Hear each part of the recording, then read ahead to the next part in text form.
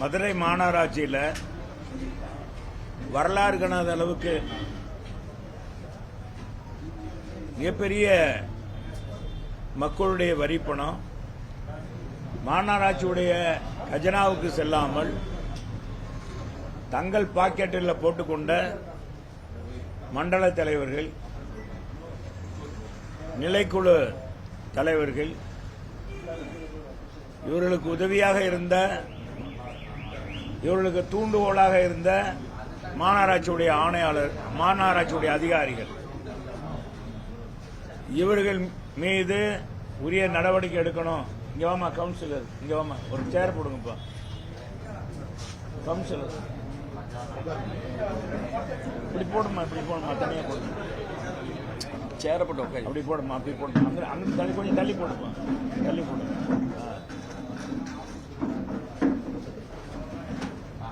இந்த முறையீடுகளை குறித்து ஏற்கனவே மாநகராட்சி ஆணையாளரிடம் நாங்க போய் மனு கொடுத்தோம்.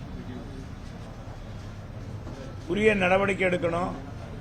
மிகப்பெரிய ஊழல் நடந்திருக்கு. மாநகராட்சிக்கு பெருத்த வருவாய் இழப்பு ஏற்பட்டிருக்கிறது. 150 கோடிக்கு மேல் இன்றைக்கு மாநகராட்சி வருவாய் கொள்ளையடிக்கப்பட்டிருக்கு. எனவே இது குறித்து உரிய நடவடிக்கை எடுக்க வேண்டும் என்று ஆணையாளரிடம் கேட்டோம். ஆணையாளர்கள் விரைவாக எங்களுக்கு சொல்லணும்னு சொன்னோம். பாருமா, சொல்லணும்னு சொன்னோம், எங்களுக்கு பதில் சொல்லணும்னு சொன்னோம். ஆணையாளர் அவர்கள் உறுதியாக நடவடிக்கை எடுக்கிறேன், பதில் சொல்றேன்னு சொன்னாங்க. இல்லாவிட்டால் நாங்கள் ஆர்ப்பாட்டத்தை நடத்துவோம், போராட்டம் நடத்துவோம். தொடர் போராட்டம் அண்ணா திராவிட முன்னேற்ற கழகத்தின் சார்பாக நடத்தப்படும். மக்கள் மத்தியில் இதை எடுத்து சொல்வோம் சொன்னோம். சொல்லி 8ஆம் தேதி ஆர்ப்பாட்டம் வைத்திருந்தோம். 7ஆம் தேதி முதலமைச்சருடைய பார்வைக்கு சென்று முதலமைச்சர் 5 மண்டல தலைவர்களும் தங்கள் பதவியை உடனடியாக ராஜினாமா செய்ய வேண்டும். இதில் முழுமையாக சம்பந்தப்பட்டிருக்கின்ற வரி விதிப்பு குழு தலைவரும் நகரமைப்பு குழு தலைவரும் உடனடியாக தங்கள் பதவியை ராஜினாமா செய்ய வேண்டும் என்று பணித்தார் என்று செய்திகள் வந்தது. மாநகராட்சி மிகப்பெரிய இந்த மக்கள் பணம் சூறையாடப்பட்டிருக்கு என்பதற்கு இது ஒரு சான்றாகவே எடுத்துக்கொள்ளலாம். ஒரு முதலமைச்சர், கட்சியினுடைய தலைவர், அவரே ஏதோ தவறு நடந்திருக்கு, உடனடியாக இந்த வழக்கில் அவர்கள் இருந்தாங்கன்னா வழக்கு முறையாக நடக்காது என்று சொல்லி முதலமைச்சர் நடவடிக்கை எடுத்தார். ஆனால் வழக்கு முறையாக நடந்திருக்கா அப்படின்னு பார்த்தா இல்ல. சாதாரண பில் கலெக்டரையும் அந்த பார்ட் டைமா வேலை பார்த்தவங்க மேலையும் நடவடிக்கை எடுத்திருக்காங்க. கான்ட்ராக்டர் இவங்க மேல் மட்டும் நடவடிக்கை எடுத்திருக்காங்க. இது கண் துடைப்பு நாடகம் மாதிரி தெரிகிறது. எனவே இது கண் துடைப்பு மாதிரி தெரிகிறது. உண்மையான குற்றவாளிகளை அடையாளம் கண்டு அவர்களுக்கு உரிய தண்டனை கொடுக்க வேண்டும். குறிப்பாக மண்டல தலைவர்கள், அவருக்கு துணை போன மண்டல அளவிலான அதிகாரிகள், மாநகராட்சி அதிகாரிகள், அவர்கள் மீதும் உரிய நடவடிக்கையை, மேல் அதிகாரி மீதும் நடவடிக்கை எடுக்க வேண்டும் என்பதுதான் அண்ணா திராவிட முன்னேற்ற கழகத்துடைய பொதுச் செயலாளருடைய நோக்கம். எங்களுடைய முன்னாள் முதலமைச்சர், மாண்புமிகு எதிர்க்கட்சித் தலைவர், வருங்கால தமிழகத்துடைய முதலமைச்சர் புரட்சி தமிழர் எடப்பாடியார் அவர்கள் உடனடியாக நீங்கள் கழகத்தின் சார்பாக உடனடியாக வழக்கு தொடுக்க வேண்டும்.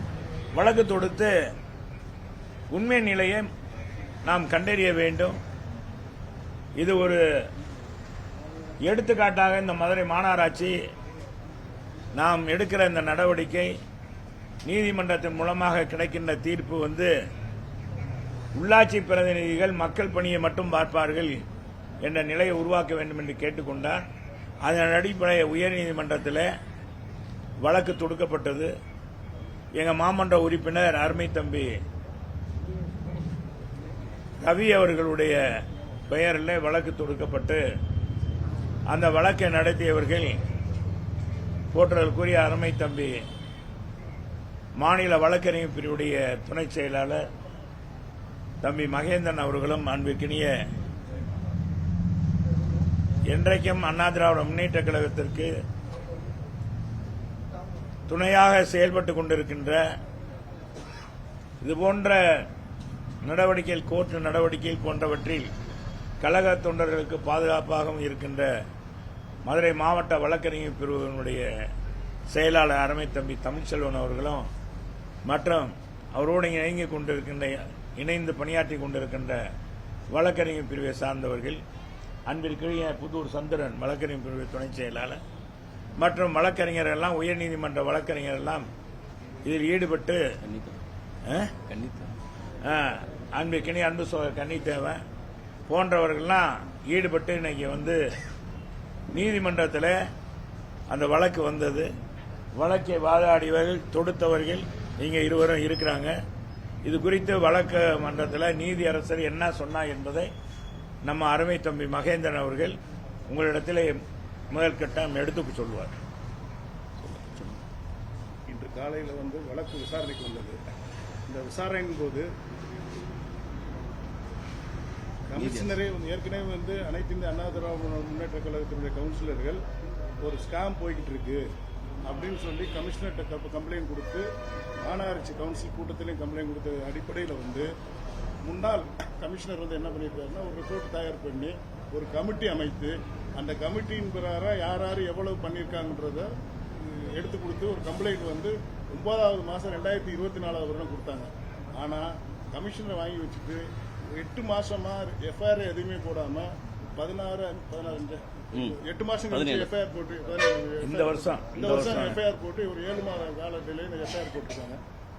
இதுல என்ன பண்ணிருக்காங்கன்னா அரெஸ்ட் பண்ணவங்க பூரா வெறும் பில் கலெக்டர் அந்த இவங்க கான்ட்ராக்டர் இவங்களை தான் பண்ணியிருக்காங்க. டெம்பரரி எம்ப்ளாயர் மட்டும் பண்ணியிருக்காங்க. முக்கியமான ஆட்களை யாரும் பண்ணவில்லைன்றதுனால மாண்புமிகு எதிர்க்கட்சி தலைவர் அவர்கள் ஆணைக்கினாங்க மாநகர செயலாளர் அண்ணன் செல்லூர் ராஜு அவர்கள் ஒரு மனுவை தயாரித்து அந்த மனுவை தம்பி ரவி மூலம் மாநில வழக்கறிஞர் பிரிவு இன்பத்துறை மூலம் சேர்ந்து ஒரு மனு தயாரித்து அந்த மனுவை நாங்கள் அனுப்பி வைத்தோம். அனுப்பி வச்சதுக்கு நடவடிக்கை எடுக்கல என்ற காரணத்தினால வழக்கு தொடர்ந்து அந்த வழக்கு இன்னைக்கு விசாரணைக்கு வந்த உடனே நீதியரசருக்கு சொன்ன அந்த மாதிரி 200 கோடி ரூபாய் இருக்குன்னு சொன்ன உடனே அவங்களும் இது இருக்கு அப்படின்ற மாதிரி சொல்ல நாங்கள் சிபிஐ கேட்டோம். சிபிஐ கேட்டதுக்கு அவர் என்ன சொல்லிட்டாருன்னா சிபிஐ ஓவர் பேட்டர்ன் இருக்காங்க, அவங்க மானிட்டர் பண்ண முடியாது, நாங்களே மானிட்டர் பண்றோம் அப்படின்னு சொல்லி என்ன பண்ணிட்டாங்கன்னா இது சவுத் ஜோன் ஐஜி அவர்களையும் கமிஷனர் ஆஃப் போலீஸ் அவர்களையும் ஒரு கமிட்டி நியமிச்சு இந்த கமிட்டி ஒரு வாரத்தில் ரிப்போர்ட் கொடுக்கணும் அப்படின்ற மாதிரி சொல்லிட்டு இந்த இன்வெஸ்டிகேஷன் பேப்பர் எல்லாமே அவங்களுக்கு கொடுக்க சொல்லியிருக்காங்க. நீதியரசர்கள் அவங்களும் இந்த வழக்குடைய தன்மையை கருதி நாங்களே இதை மானிட்டர் பண்ணணும்னு சொல்லியிருக்காங்க. இந்த வழக்கு 24ஆம் தேதி வருது. 24ஆம் தேதிக்குள்ள இவங்க ஒரு கமிட்டி பண்ணி அந்த கமிட்டி ரிப்போர்ட் கொடுக்கணும். அதுக்கு முன்னாடி மேற்கொண்டு யார் யார் மேல நடவடிக்கை எடுத்திருக்காங்க இல்லை என்பது தெரியும். மற்றதான் அண்ணா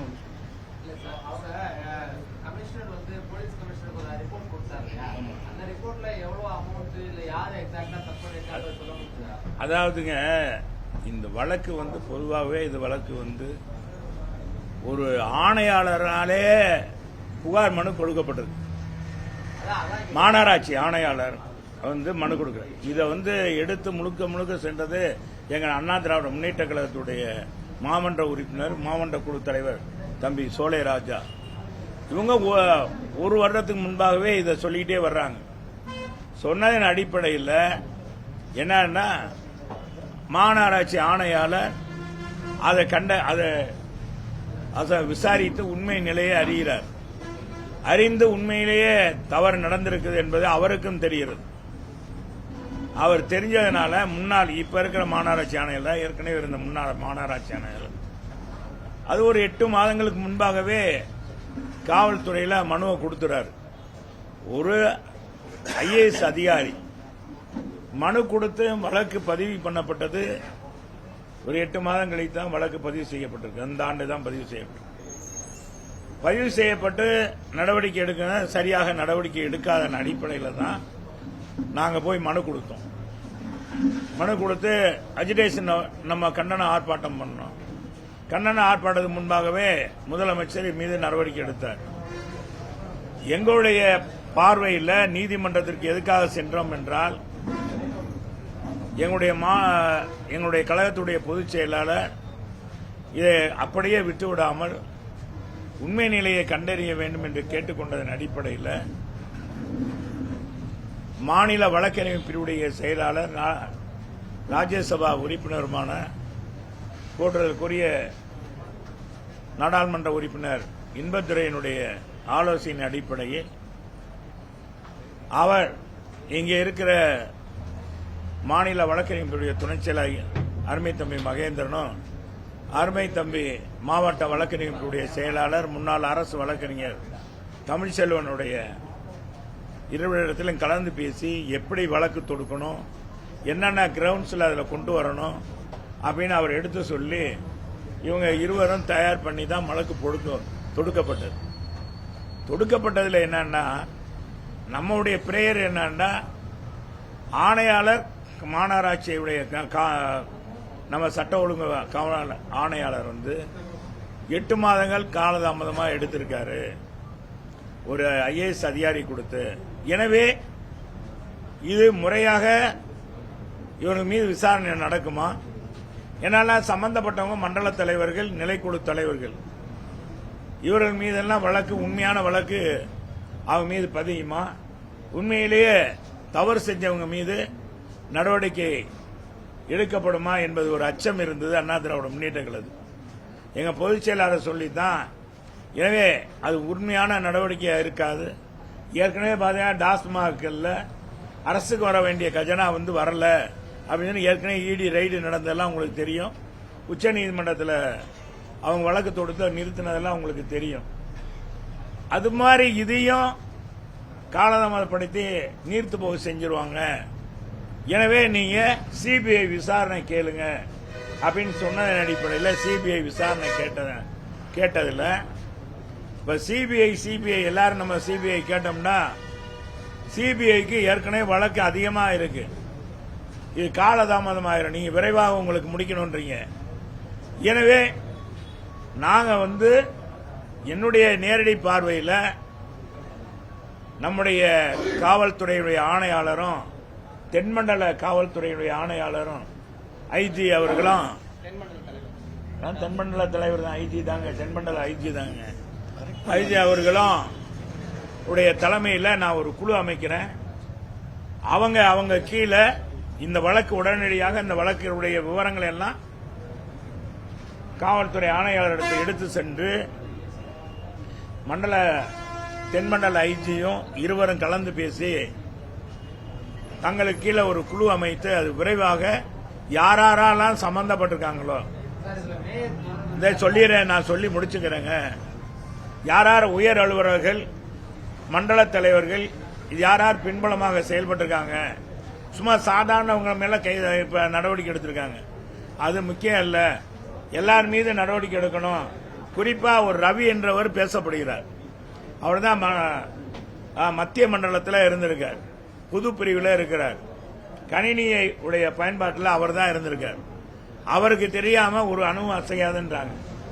அவர் இரவோடு இரவாக இங்க இருந்து மாற்றலாகி ராமேஸ்வரம் ராமநாதபுரத்துக்கு போயிடுறார். அவர் எப்படி இரவோடு இரவாக இந்த கேஸ் எடுக்கிறாங்கன்னு எப்படி மாற்றப்பட்டார் என்ற சந்தேகம் வருது. நீங்க கேட்டீங்க மேயர், இந்த மேயருக்கு உதவியாளராக இருப்பவர் யாருன்னா அந்த ரவியுடைய துணைவியார். பொதுவாக ஒரு மேயருக்கு உதவியாளர் எப்படி வருவாங்கன்னா வருவாய் பிரிவில் இருந்து தான் வருவாங்க. அப்பதான் நிர்வாகம் எடுத்து சொல்றது மேயருக்கு, வணக்கத்துக்குரிய மேயருக்கு எடுத்து சொல்வதற்கு வசதியாக இருக்கும். ஆனால் இங்க வந்தவர் பொறியாளர் துறையிலிருந்து அவர் உதவியாளராக போட்டிருக்காங்க. இது மிகப்பெரிய பெருத்த சந்தேகத்தை உருவாக்கி இருக்கிறது. எனவே அவரே ரிசைன் பண்ண சொல்லணும். இந்த ரவியும் இந்த வழக்குக்குள்ள கொண்டு வரணும். அப்பதான் உண்மை நிலையை கண்டறிய முடியும் என்பதுதான் எங்களுடைய நிலைப்பாடு. இப்ப கேளுங்க. யாரு யாருன்னு அவங்ககிட்ட தான் கேட்கணும். எங்கிட்ட கேட்டா நாங்களா நினைச்சோம். அவங்க இருக்கக்கூடாது. பொதுவா பொறியாளர் பிரிவுல இருந்து யாரும் வரக்கூடாது. எப்பவும் போட மாட்டாங்க மேயருக்கு. மேயர்ன்ற ஒரு நிர்வாகத்தை தெரிஞ்சிட்டு வர்றவர் இல்ல. மேயர் நிர்வாகத்தை தெரிஞ்சிட்டு வர்றவர் இல்ல. மேயர் என்ற புதுசாக தேர்ந்தெடுக்கப்படுறார் மக்கள் பிரதிநிதி. அவருக்கு நிர்வாகத்துடைய தன்மை எப்படி நிர்வாகம் பண்ணணும்னா அந்த நிர்வாக அதிகாரிகள் ஒருவர் போனா தான் அது சரிப்பா இருக்கும். பொறியாளர் பிரிவில் போனவருக்கு எப்படி தெரியும் அதை பத்தி?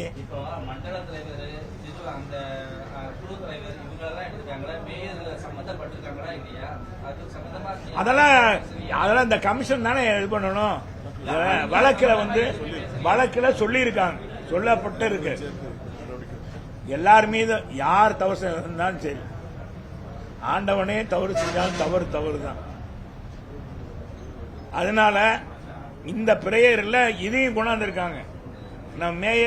மேயரும் விசாரிக்கணும். மேயருக்கு தெரியாம எப்படி நடக்கும்? நீங்களே கேட்கறது தவறு. அதனால பொதுவா எல்லா அனைத்துக்குமே மேயர் தான். மதுரையின் முதல் குடிமகன் மேயர் தான். நம்ம இன்னைக்கு குடிமகள். எங்க அம்மா எதுக்காக பெண்கள் எல்லாம் கொண்டாந்தாங்க 50% கொடுத்தாங்கன்னா, பெண்கள் வந்தா நேர்மையா நியாயமா தொழில் வேலையை பார்ப்பாங்க, நிர்வாகம் சிறப்பா இருக்கும், மக்கள் பணி செய்வாங்க. ஆண்கள்னா கூட தவறு செய்வாங்க, பெண்கள் தவறு செய்ய மாட்டாங்கன்னு நினைத்துதான் இந்த 50 விழுக்காடுவே கொண்டாந்தாங்க. இப்ப அம்மா இருந்திருந்தா நூலாகி இருப்பாங்க. பெட்டிஷன்ல 4வது பாராகிராஃப்ல சொல்லியிருக்கோம். பெட்டிஷன் நாங்க கொடுத்ததுல பாராகிராஃப்ல என்ன சொல்லியிருக்காங்கன்னா, scam has been done by the mayor, joint chairmen and conveyance of the corporation official. 4வது பாராகிராஃப்ல சொல்லி இல்ல மாண்புமிகு நீதி அரசருடைய பார்வைக்கு கொண்டு போயிருக்கோம். கொண்டு போனதன் அடிப்படையில தான் இப்ப இதே ஒரு மிகப்பெரிய வெற்றி இல்லையா? இப்ப மதுரையில அதிமுக தொடங்கிய அந்த போராட்டம் வெற்றி அடைந்திருக்கு. எங்க மாமன்ற குழு இங்க வந்திருக்காங்க, எல்லாரும் மாநகராட்சி உறுப்பினர்கள், எங்க கட்சிக்காரங்க எல்லாம் வர சொன்னோம். அதுக்குதான் இவ்வளவு தூரம் காலதாமதம் சொல்லிடுறேன். அவங்க எல்லாம் அவங்க போராட்டத்துக்கு வெற்றி கிடைச்சிருக்கு. ராஜ்குமார் அவங்களுக்கு சொல்லணும்ல, வெற்றி கிடைச்சிருக்கு. சொன்ன நம்ம சோழையராஜா அங்க சொன்னார், அதற்கு வெற்றி கிடைச்சிருக்கு. இப்ப சொல்லுங்க, நம்ம கவுன்சிலர் ஒவ்வொரு கவுன்சில் கூட்டத்திலையும் அதை எழுப்பிக்கிட்டு இருக்காங்க. எழுப்பியும் நடவடிக்கை இல்ல. வலுத்தவன் பிழைத்து ஒழுகிறான், ஏழை மாட்டிக்கிறான். அவ்வளவுதான். பணக்காரன் பேருந்து பணக்காரன் தப்பிச்சுக்கிறான், ஏழை மாடுகிறான். இதுக்கு தான்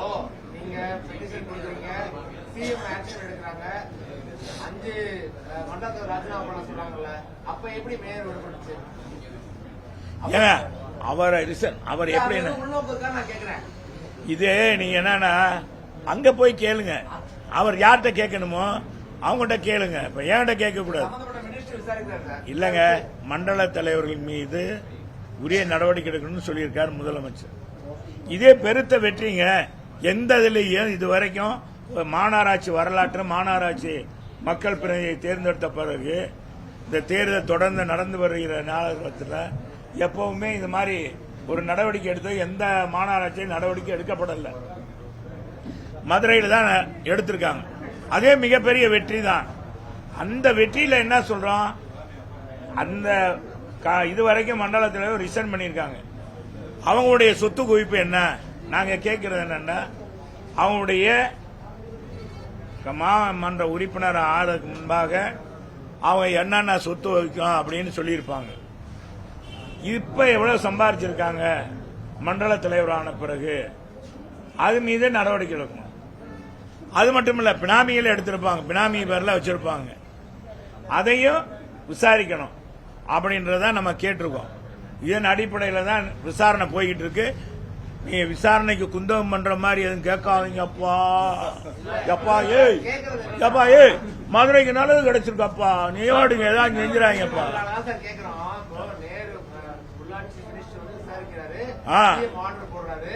அந்த ஆர்டர் போடும்போது 5 பேர் மேல டவுட் வருது, ஏதோ கன்ஃபார்ம் பண்றாங்க. ரைட், அப்போ மேயர் இன்வால்வ்ட் டவுட் வந்திருக்கும் தானே. அப்போ ஏன் அவங்க மேல ஆக்ஷன் எடுக்கல? இதுல உள்நோக்கம் இருக்காதான். நீங்க நகர்ப்புறத்துறை அமைச்சர்கிட்ட போய் கேளுங்க.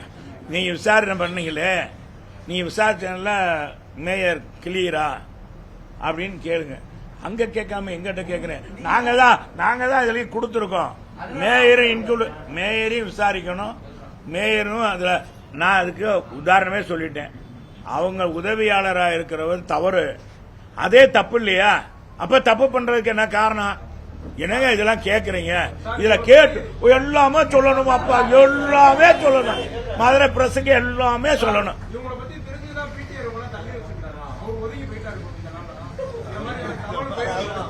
சரி, இதை குறித்து நாட் ஃபார் ஜோக், இது முக்கியமான சீரியஸானது. நீ ஜோக் அடிச்சுட்டு கொண்டு போக கூடாது. அடுத்து வரக்கூடிய மாமன்ற கூட்டத்துல நம்ம எதிர்கட்சியுடைய என்ன பண்ண போறோம், அழுத்தம் கொடுப்போமா, என்ன செய்வோம்? இவங்க நினைச்ச மாமன்றமே நடக்கூடாம கூட பண்ணலாம். அது எப்படிங்க? மாநகராட்சியில 100 கவுன்சிலர் இருக்காங்க, மாமன்ற உறுப்பினர். 100 மாமன்ற உறுப்பினர் 15 பேர் எங்க இருக்காங்க. 15 பேர் நினைச்சா ஒரு மாமன்றத்தை இது பண்ண முடியாது. அது அவங்க வரணும்ல, வரமாட்டாங்க. அதெல்லாம் வர. இப்ப அவங்க பூரா மண்டல தலைவரை நோக்கிட்டு இருக்காங்க.